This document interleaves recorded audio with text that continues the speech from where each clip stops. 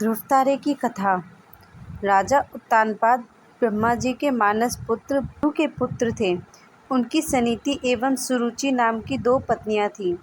उन्हें सुनीति से ध्रुव एवं सुरुचि से उत्तम नामक पुत्र प्राप्त हुए।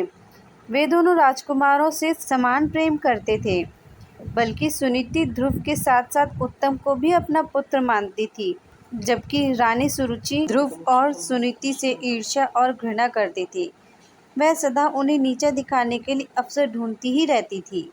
एक बार उत्तानपाद उत्तम को गोद में लिए प्यार कर रहे थे, तभी ध्रुव भी वहां आ गया था। उत्तम को पिता की गोद में बैठा देखकर वह भी उनकी गोद में जा बैठा। यह बात सुरुचि को नहीं जची। उसने ध्रुव को पिता की गोद से नीचे खींचकर कटु वचन सुनाए। ध्रुव रोते हुए माता सुनीति के पास गया और सब कुछ बता दिया। वह उसे समझाते हुए बोली, वत्स, कोई तुम्हारा अपमान करे, लेकिन तुम अपने मन में दूसरों के लिए अमंगल की इच्छा कभी मत करना। जो मनुष्य दूसरों को दुख देता है, उसे स्वयं ही उसका फल भोगना पड़ता है। पुत्र, यदि तुम पिता की गोद में बैठना चाहते हो, तो भगवान विष्णु की आराधना कर उन्हें प्रसन्न करो। उनकी कृपा से तुम्हारे पितामह स्वयंभू मनु को दुर्लभ लौकिक और अलौकिक सुख भोगने के बाद मोक्ष की प्राप्ति हुई थी। इसलिए पुत्र, तुम भी उनकी आराधना में लग जाओ। केवल वे ही तुम्हारे दुखों को दूर कर सकते हैं। सुनीति की बात सुनकर ध्रुव के मन में श्री विष्णु के प्रति भक्ति और श्रद्धा के भाव उत्पन्न हो गए। वह घर त्याग कर वन की ओर चली गई।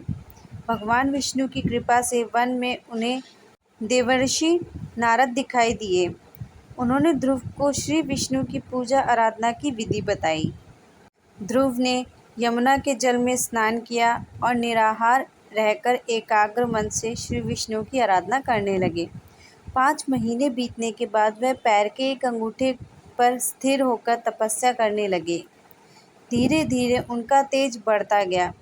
उनके तप से तीनों लोकों में कंपायमान हो उठे।